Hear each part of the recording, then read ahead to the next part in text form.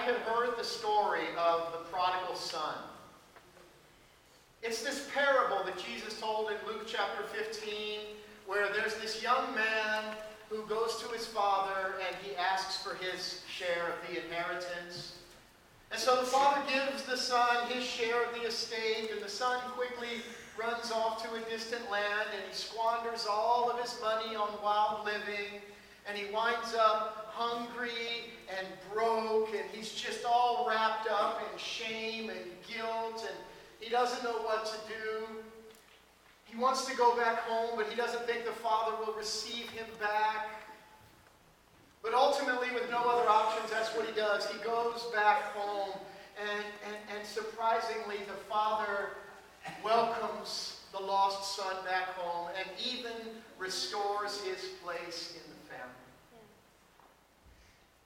And even before I became a Christian, I kind of understood that what that story was meant to tell Christians is that no matter how far you have wandered from God the Father, He will welcome you back and will restore your place in His family. Hallelujah!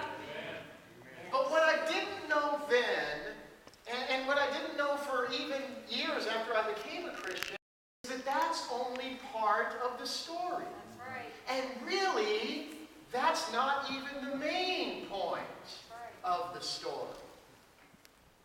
Now, as I said, the parable of the prodigal son takes place in Luke chapter 15. And before Jesus tells the parable of the prodigal son, there are actually two other parables that he tells in that chapter. And I want to talk about those very briefly, but the first thing I want us to do is look at the very first verse in Luke chapter 15. Here's what it says there. Now the tax collectors and sinners were all gathering around to hear him. But the Pharisees and the teachers of the law muttered, "This man welcomes sinners and eats with them." This introductory verse tells us so much.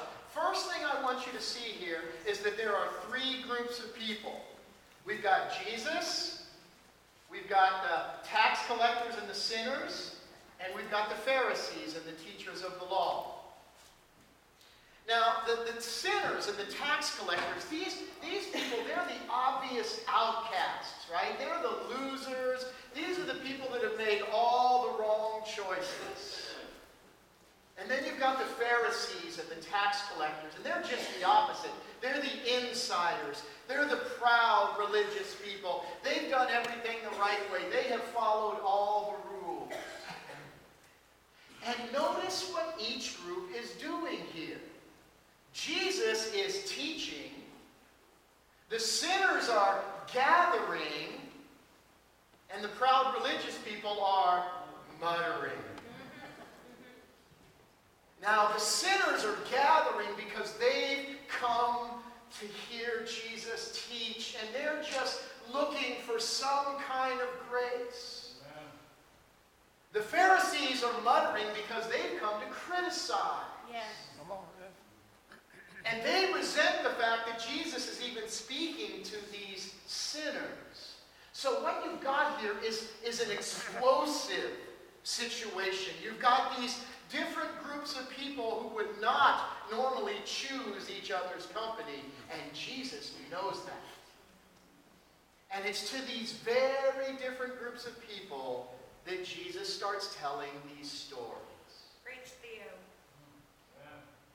Now, the first two stories are very similar. The first story we call the parable of the lost sheep. And in this parable, Jesus tells the story about this shepherd. And the shepherd's got 100 sheep. Only one of them gets lost. One of those sheep wanders off and he's lost. So the shepherd leaves the 99 sheep and he goes and looks for the one who is lost. And he finds it. And the shepherd is full of joy. And he joyfully puts that sheep on his shoulders and brings that sheep back home. And he calls all his friends and they all rejoice together. And then Jesus starts his next story. And this story is called the parable of the lost coin. And in this parable, there's this woman. And she has 10 coins. And these coins, they kind of represent her whole life savings. Only she loses one. And so she starts looking everywhere for this coin that's been lost. She's searching everywhere she can think of. Then she finds it, and she's full of joy, and she calls all her friends. All her friends come over. They all rejoice together. Now, what is clearly implied in both of those parables is that the thing that was lost, that represents us. And the person in each parable who goes and searches for what has been lost, that's Jesus. Now that, of course, would have brought great joy to the sinners in that audience, because they understood that what Jesus was telling them was, you were lost, but I have come to find you. Amen. I've come to rescue you. I've come to bring you back home. And that would have brought so much joy to the sinners in the audience. But it would have brought a lot of anger and a lot of resentment from the Pharisees in the audience, because they didn't think the sinners deserved to be rescued. Preach it. Now, the other thing that is clearly implied in both of those parables is the thing that was lost was very, very valuable to its owner. Yeah. Well, then Jesus begins to tell the next parable. We call it the parable of the prodigal son. And Jesus begins this parable by saying, there was a man who had 2 sons. Now, there is a very important transition that Jesus just made here, and it's really important that you see it. The sheep and the coin, those things were very valuable. But Jesus just raised the stakes here in a really big way. And everyone in the audience would have understood that this was happening. The sheep and the coin were one thing. But now it's a son who would be lost. So right away, everyone in the audience knows that this story is going to be different. So we're going to read this parable together. It's a little bit longer than the first 2. It's in Luke 15, verses 11 through 32. And the words will be on the screen. You're welcome to read along in your Bibles. But here's the story Jesus told. There was a man who had 2 sons. The younger one said to his father, "Father, give me my share of the estate." So he divided his property between them. Not long after that, the younger son got together all he had, set off for a distant country, and there squandered his wealth in wild living. After he had spent everything, there was a severe famine in that whole country, and he began to be in need. So he went off and hired himself out to a citizen of that country, who sent him to his fields to feed pigs. He longed to fill his stomach with the pods that the pigs were eating, but no one gave him anything. When he came to his senses, he said, "How many of my father's hired men have food to spare, and here I am starving to death? I will set out and go back to my father and say to him, 'Father, I have sinned against heaven and against you.'" I want you to pay attention to that verse. Listen again to what the younger brother said. "Father, I have sinned against heaven and against you. I am no longer worthy to be called your son. Make me like one of your hired men." So he got up and went to his father.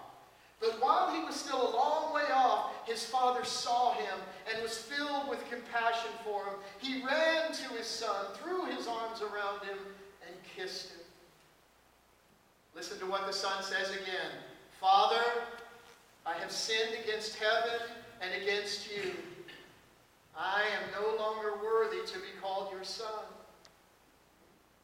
But the father said to his servants, "Quick, bring the best robe and put it on him. Put a ring on his finger and sandals on his feet. Bring the fattened calf and kill it. Let's have a feast and celebrate. For this son of mine was dead and is alive again. He was lost and is found." Amen. So they began to celebrate. Meanwhile, the older son was in the field. When he came near the house, he heard music and dancing. So he called one of the servants and asked him what was going on. "Your brother has come," he replied, "and your father has killed the fattened calf because he has him back safe and sound." The older brother became angry and refused to go in. So his father went out and pleaded with him, but he answered his father, "Look, all these years I've been slaving for you, never disobeyed your orders, yet you never gave me even a young goat so I could celebrate with my friends. But when this son of yours, who has squandered your property with prostitutes, comes home, you kill the fattened calf for him." "My son," the father said, "you are always with me, and everything I have is yours. But we had to celebrate and be glad because this brother of yours was dead and is alive again. He was lost and is found." Amen.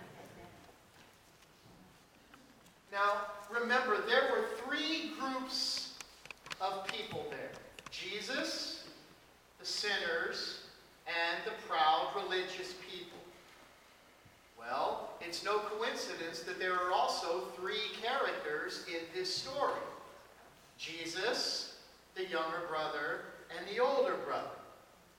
And each group of people in the audience is represented by one of the characters in this story. Now, Jesus obviously is the father who welcomes his lost son back home.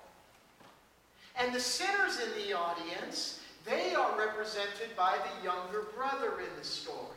They have wandered away from their home. They've gone off far from the Father, and they've just been living this wild life. And then the proud religious people in the audience, they're represented by the older brother. They stayed home. They followed all the rules. They did everything the right way. Now, historically, what most Christians have done is we have made the younger brother the focus of this story. We even call this story the parable of the prodigal son. The younger son is the prodigal. We've made him the focus of the story. Jesus didn't call it the parable of the prodigal son. We made up that name. Yes. We made the younger brother the focus. But go back to the very first verse of the chapter. Jesus is teaching, and the Pharisees are muttering. What are they muttering? Do you remember what they said? "This man welcomes sinners and eats with them."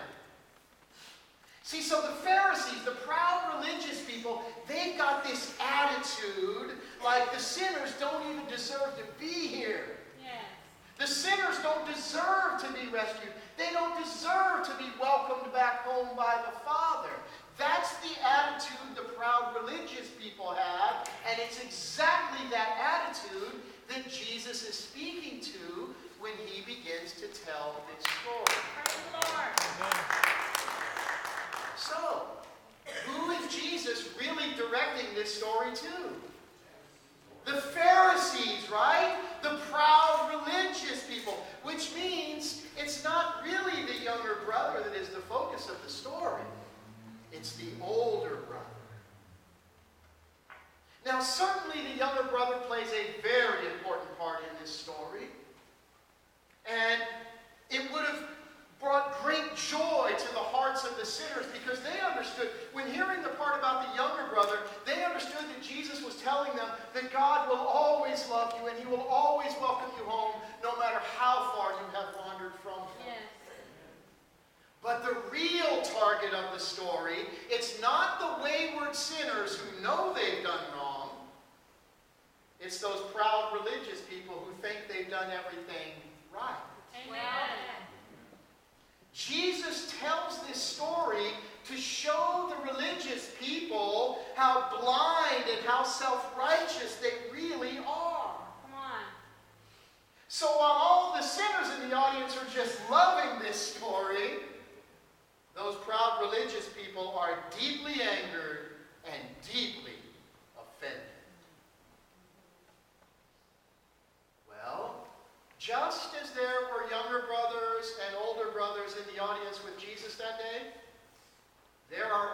brothers and younger brothers right here with us today. Yes. There are wayward sinners here today who know how far they have wandered from God. And there are proud religious people here today that think they are close to God because they have followed all the rules and done everything the right way. Preach it. But just as Jesus did, I want us to focus on the older brothers. I want to focus on the proud religious people today. So what we're going to do is we're going to take a look at what's going on in the heart of the older brother. And what I really hope happens is you take a look at what's going on in your heart. And you start asking God to remove any of that older brother that might be living in you. So back to the story. Jesus tells this parable about a lost son who comes home, and the father throws this big party. And it's right at this point that we meet the older brother. Now, he's been working out in the fields, right? So he comes back home, and he hears music and dancing, and there's this really big party going on. Praise the Lord. In fact, this party's so big, the whole community is there for this party. I know that's true because Scripture tells us that the father killed a fattened calf. That means that the father has gone to an extraordinary expense to make this party happen. And there are probably hundreds of people from all over the community that have come for this party. And every one of them knows why the party's happening. That's right. They all know that the wayward son has come back home. Now, here comes the older brother. And what should happen is the older brother should see the festivities and he should go inside. But he doesn't do that. He is suspicious. Verse 26 said, so he called one of the servants and asked him what was going on. And the servant tells him, your brother has come back home. Now you would think the older brother would be joyous, right? Praise the Lord. But, verse 28 says, the older brother became angry and refused to go in. Well, my dear friends, here is the first indication that you've got some of the older brother in your heart. fear. If you are a resentful person. I mean, look at this guy. He resented it when his brother left. He resented it when his brother came back. He resents it that his father's throwing this party for him. And all this resentment means that he can't be a part of the joy that's going on in the celebration. And in case you missed it, joy is one of the main themes of this whole chapter. I mean, Luke 15 is all about joy, right? The shepherd who loses his sheep, he finds it and he is filled with joy. And he joyfully puts the sheep on his shoulders and comes home. And he calls his friends. They all rejoice together. And then the woman who loses her coin, she finds it. She's filled with joy. All her friends come over. They all rejoice together. And then we come to the lost son. He comes home. Father's filled with joy. Lost son filled with joy. Whole community comes together. Everybody rejoicing. Everybody full of joy. Except this guy. He's resentful. He doesn't like what's going on. So he's not even coming into the house. So the father goes out and he pleads with the son, but the son still won't come in. He refuses to join the celebration because he is stuck in resentment. The older brother's outside saying, you can have your music, have your dancing, have your joy, but I resent all of it and I won't have any part. But why is he so resentful? Well, it's because he thinks that he's not getting the honor